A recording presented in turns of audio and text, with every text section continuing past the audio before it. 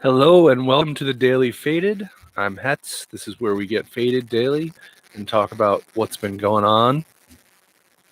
Sometimes we talk about the news of the day. Sometimes we talk about some article from a week ago.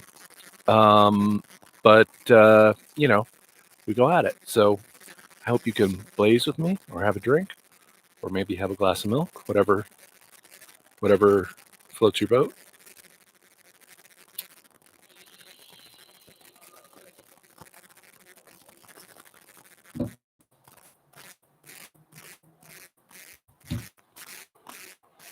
There we go.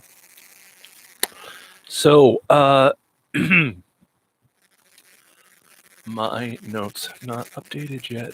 La-di-da.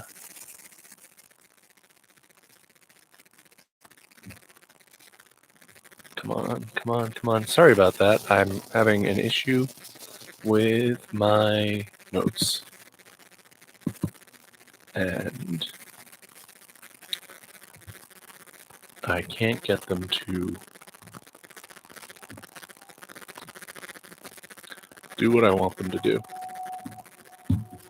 Hold on one second. Sorry for the delay here.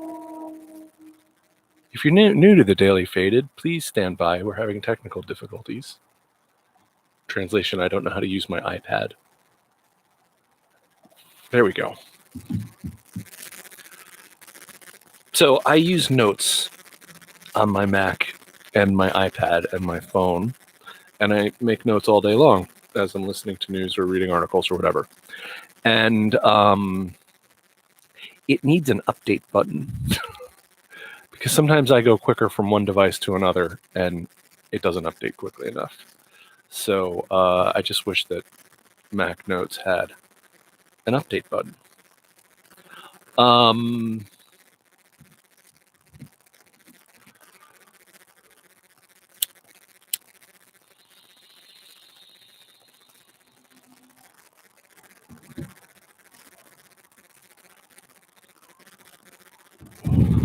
Smoking the amazing Moondrops tonight. My new favorite strain. So our coronavirus update, which we do just about every night. Over 7.4 million cases. Over 418,000 deaths worldwide. The United States has now over 2 million confirmed cases and 115,130 deaths. Now, again, this is from the nCoV live tracker, and it's always a little bit higher than the other counts. I think it's because it is reaching out and grabbing data through its algorithms faster than other people like the New York Times or Johns Hopkins are compiling the statistics. So I think that's why it's always a little bit higher. And I think we all know that the death toll is much higher, much higher. Cases are still going up in California. So tonight we're going to start and finish with the New York Times. I always have a love-hate relationship with the New York Times. Sometimes they do great articles, great investigative reporting, like their reporting on Trump's taxes. I thought was really amazing. And then they do other incredibly sketchy things like Tom Cotton's editorial, which I'm finally going to talk about tonight, even though I probably should have talked about it days ago.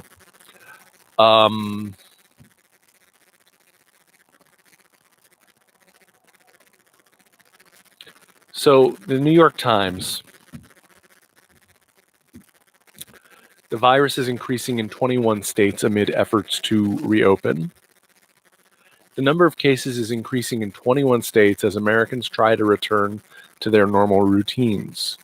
And at least 15 cases nationally have been linked to protests, including 5 National Guard members and 1 police officer in Nebraska, health officials on Tuesday, in Parsons, Kansas, and Stevens Point, Wisconsin, also announced new cases involving people who attended protests. Total case numbers in Yakima County, Washington surpassed 5,000 on Tuesday, with 1,100 since the beginning of June, and new cases continue to be identified by the hundreds each day in the Phoenix area. More than 4,000 of Maricopa County's 14,374 total cases are from June alone. Across the state in the past week, there have been more than 7,000 new cases with upticks in Yuma and Santa Cruz counties. In Alaska, where new case reports had slowed to a trickle in May, the number of new cases is among the state's worst since the start of the pandemic. There have been more than 100 new cases in the past week alone, bringing the state's total since the beginning of March to 620. Recent outbreaks have been reported among seafood workers and ferry crew members. The state reported its first coronavirus death in more than a month on Tuesday. Some parts of the South are finally showing signs of progress. New case reports have started trending downward in Alabama and have leveled off in Mississippi, but persistent growth continues in Arkansas, North Carolina, and Florida. And in South Carolina, there have been nearly 1,000 new cases in the past 2 days. So much of what we were hoping would not happen seems to be happening. This is, one incubation cycle away from when states started to reopen. What is it today? It's June. I didn't say what the date is today. It's June 10th. Oh my God. There's one other thing I got to remember to talk about.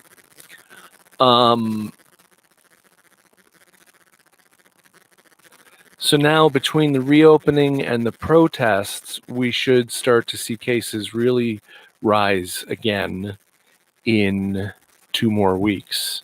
So that's the end of June. Who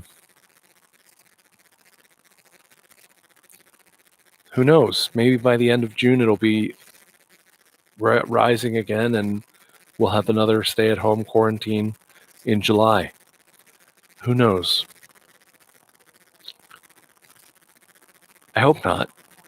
I really hope not.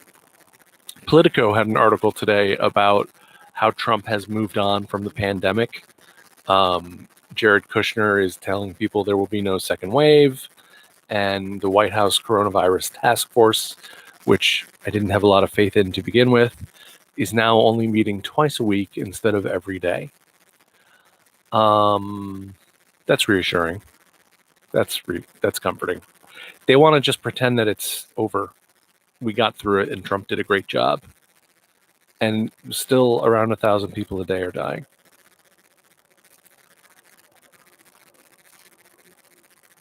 We're right around the corner from 120,000 people.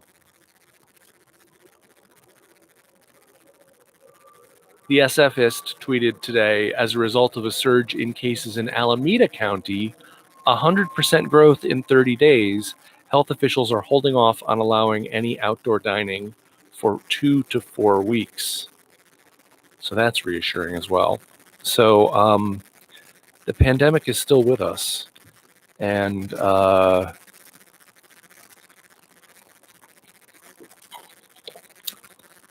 hate to say it, but I don't think they're going to successfully reopen New York City.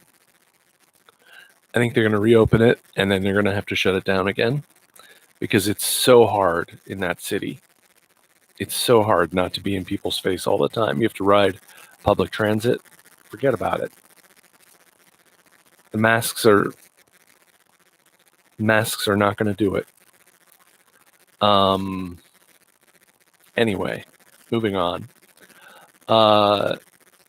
Nydia Velázquez has introduced legislation to eliminate a controversial programs that channels military-grade weapons and equipment to local and state police forces around the nation.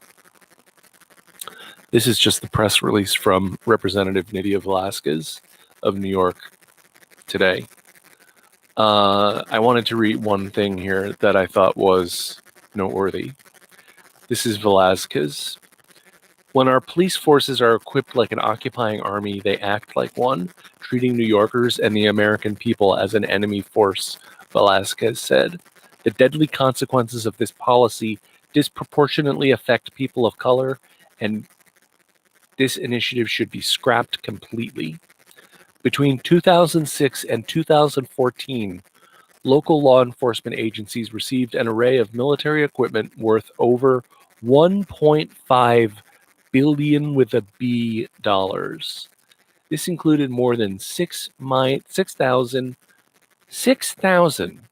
mine-resistant, ambush-protected vehicles. 6,000 mine-resistant. Where are they going to encounter landmines? What the fuck is that about? Jesus. 6,000 mine-resistant, ambush-protected vehicles designed for use in war zones like Iraq and Afghanistan. 2 such vehicles were sent to New York City. Nationally, the transferred equipment also encompassed nearly 80,000 assault rifles, 205 grenade launchers, 12,000 bayonets, more than 470 aircraft, camouflage, and other equipment.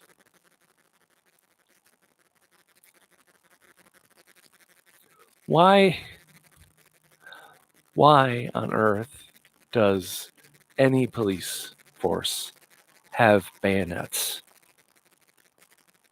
Why would they need bayonets? Are they planning trench warfare with their communities that they police? Come on.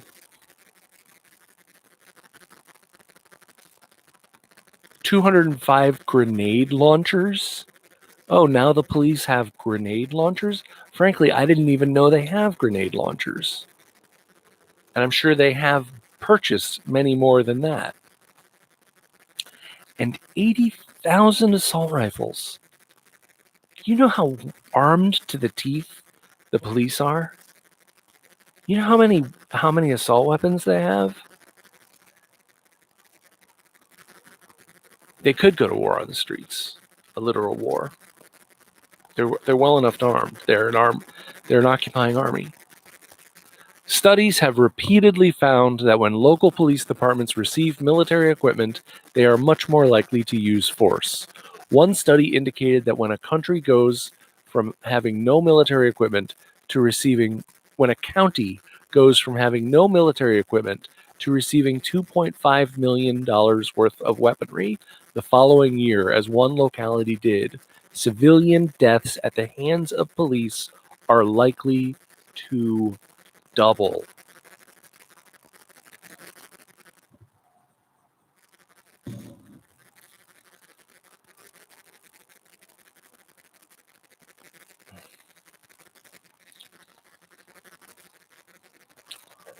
Donald fucking Trump.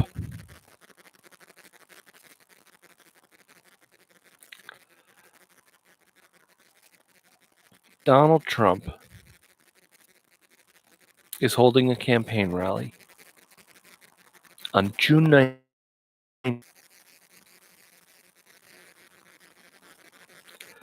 That just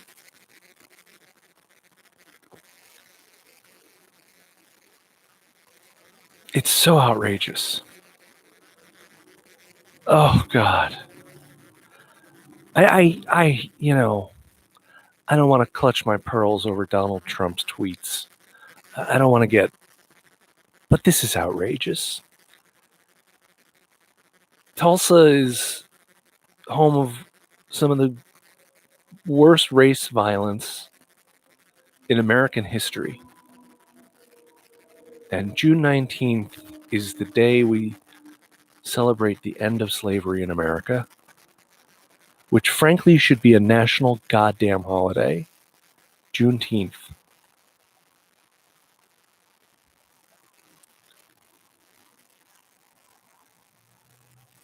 Should be a national holiday.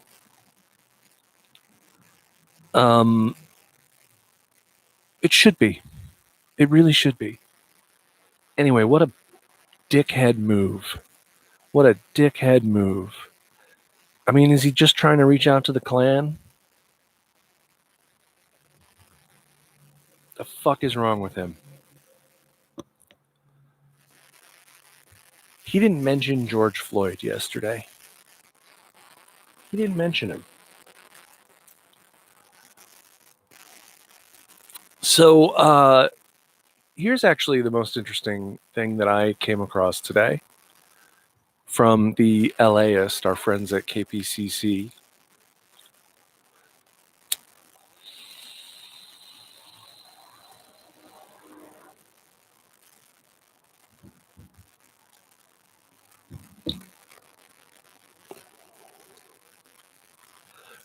Could LAUSD disband its school police department? By Kyle Stokes.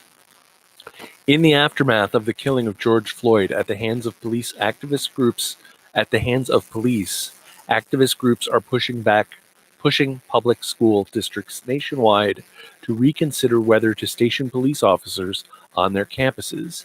The Minneapolis and Portland school districts have already voted to end their contracts with their police departments. Activists in Chicago and New York City are pushing their mayors to pull police out of local schools, arguing officers' presence does more harm than good for students. In the Los Angeles Unified School District, quote, defunding school police would be a lot more complicated than canceling a contract. For decades, LAUSD has operated its own police department, one of the largest independent school police forces in the nation, but efforts to dismantle the LA School Police Department are picking up steam. You know, I think this reflects well on educators, because they see systemic racism in education. They know what's going on, and they've probably had a lot of bad interactions with police officers tussling with kids at their school. And I think they probably see that the police incite more than they help. Last week, the leadership of UTLA, United Teachers Los Angeles, endorsed a demand that LAUSD reallocate all funding from its school police departments to mental health services and counselors, a preliminary step in a process that could end up mobilizing the union's considerable political and organizing clout against the school police. In recent years, UTLA has sided with activists and student groups who oppose the LA school police on certain policy questions. For instance, the district's policy on random student searches or school police use of pepper spray. School police should not be allowed to use pepper spray. Sorry. But the teachers' union has explicitly stopped short of calls to dismantle the department, until maybe now. This movement in the streets has made people rethink not just schools, but cities in terms of the way policing functions, UTLA President Alex Caputo Pearl said on Monday. It's really this movement, this reckoning that's helped move toward this position.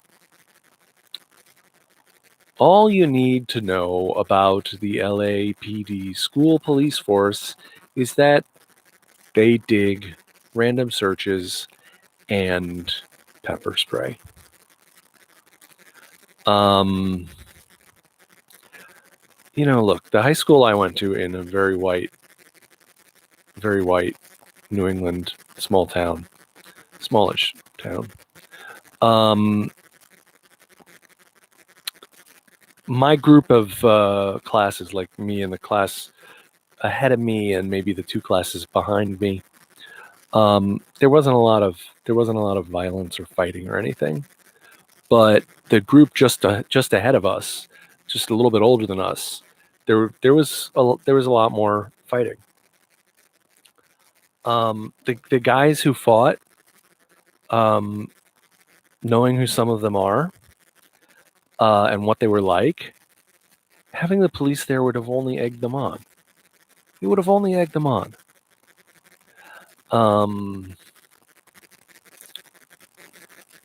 Anyway, look, I hope they make this happen.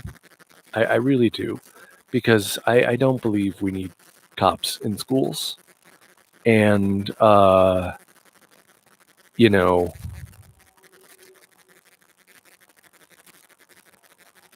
anyway, Sorry. Just trailed off there. So the next two things are things that I didn't really do headlines today because I wanted to do some catching up. Because the next two things are things that I've been making notes on earlier, but hadn't gotten to speaking about. So, first, an article from Politico. Black Americans want to stop being killed. Democrats unveil sweeping police reform bill. The bill would make dramatic changes to police policy across the country and undo decades-old laws. So maybe you haven't heard about the details of this yet, but here we go.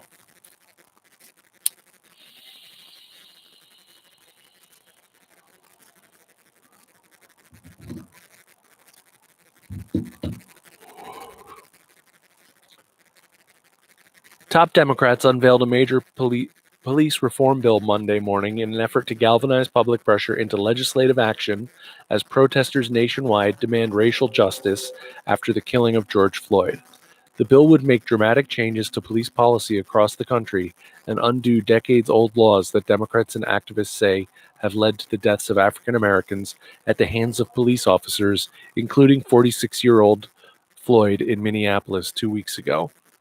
The world is witnessing the birth of a new movement in our country, Congressional Black Caucus Chair Karen Bass said.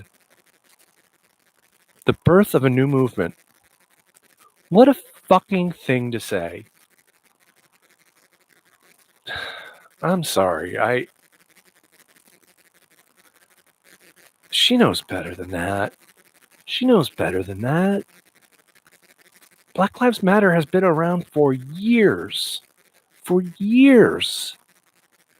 And its antecedents go on and on, all the way back to abolitionism.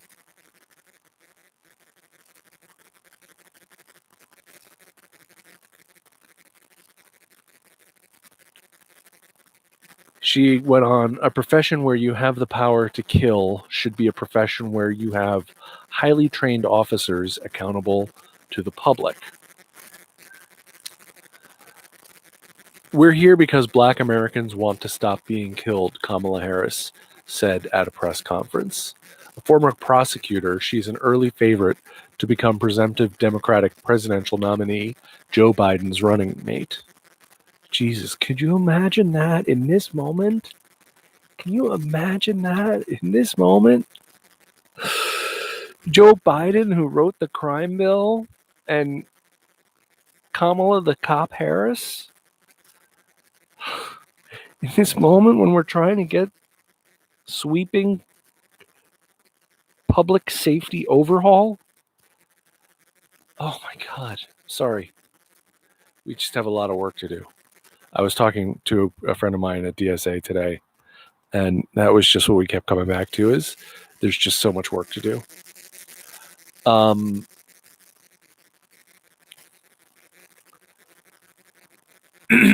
While the legislation proposes a sweeping overhaul of current laws, including moving to ban chokeholds, not banning chokeholds, just moving to ban chokeholds, and making it easier to sue police officers who unjustly injure or kill citizens.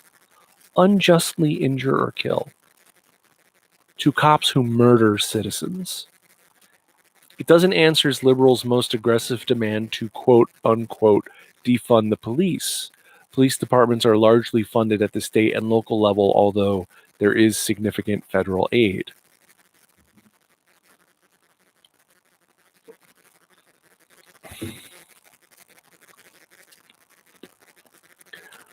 Democrats want to lower the federal threshold for when police officers can be charged with using excessive force and limit qualified immunity, which currently shields officers from lawsuits over their misconduct, according to a draft outline obtained by Politico. So, lower the federal threshold for when police officers can be charged with using excessive force. That sounds to me like officers are going to keep using excessive force and keep getting off. Because we know that they get off. Because they know the judges and the DAs, they get off. They want to limit qualified immunity. How about we fucking get rid of qualified immunity? There's no use for it. It serves no purpose but to shield cops when they kill people.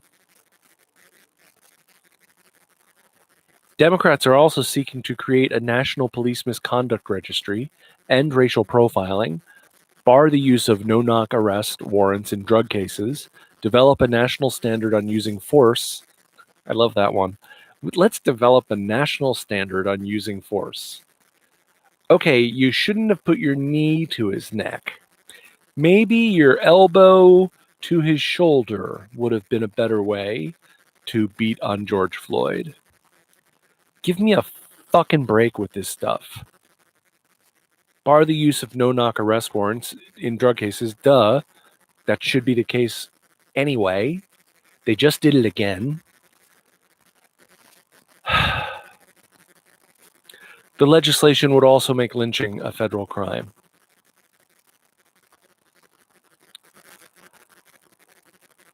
Well, I will say this. They're talking about more than LA has talked about so far.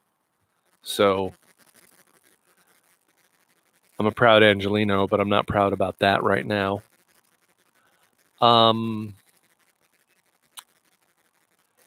It all seems so obvious.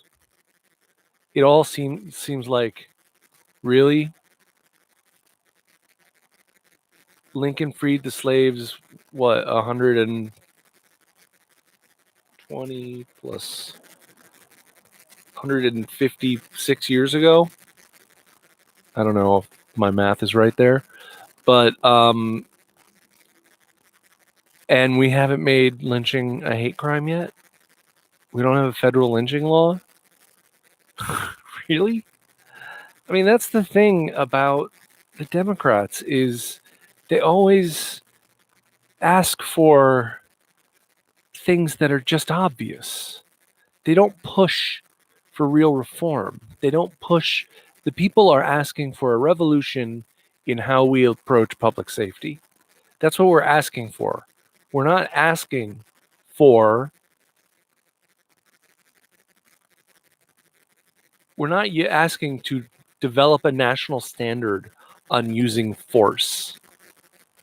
That sounds like they get to stay in the neighborhoods doing what they're doing, and people keep dying.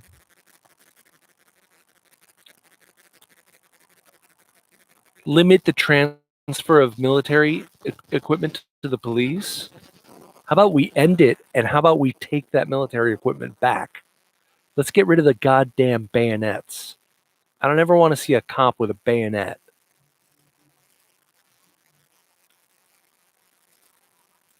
There's nothing in this that I would. Well, there's a few things that I disagree with, but for the most part, these things are all obvious and low-hanging fruit. But there's nothing in it about community resources. What makes a community safe is that everybody in the community has what they need and is thriving. So they don't go out of their way to rip each other off because there's no reason to, because they've got a good life. We've got to get at making sure that everybody gets an equal education. We've got to make sure everyone has health care. We have to make sure everyone has decent housing. So I know people always want to silo things, like they said, don't include Medicare for all in the Green New Deal. But there are a lot of really important reasons to include Medicare for all in the Green New Deal. And this bill should also include Medicare for all. Don't get me wrong. Even if I thought they could pass Medicare for all, I would do it with a different piece of legislation. But the point is that all of the legislation has to be designed to work together. and we have to take an intersectional approach to what we're doing. They don't talk anything about housing, about jobs, about healthcare, mental health care, addiction counseling. I had a friend when I lived at USC. I had a friend who was a brilliant writer. Who he was old, he was in his 40s, and I knew him through my work study job, and he worked there, and actually, I'm sorry, he was a friend of someone who worked there, and he came by a lot, and I met him many times, and hung out with him, and he was a really cool guy, and he was a writer for the black newspaper at the time. I don't think I'm outing him. I don't think so. Anyway, he had a cocaine problem, and he would go months or maybe a year without using, and then he would start using and go down the hole again. And his big problem was that he wanted to get help, but there was nowhere to get any help. He didn't have the resources, and the public resources were not available. There are public beds available, but there's like a 3, 4, 5, 6 month waiting period before you can get a public rehab bed. And even then, you don't know what you're going to be getting. So that's what it's like living in South LA. All the white people I know who need to go to rehab or serious mental health counseling, they all seem to find a place, usually a pretty nice place, unless you're hospitalized against your will and they throw you into County USC, then it's not a nice place. So this Democratic Party approach to the problem is not a holistic approach to me. It's not transforming from a police model to a public safety model. It doesn't talk about investing in, 911 mental health resources. It doesn't talk about, having traffic tickets come from people without guns. So, and then of course there's the police unions and the Senate. I have to hope and pray that the movement continues and only gets stronger. Unfortunately, we know there will be another video sometime soon. It seemed like it had been a while, but it hadn't been that long.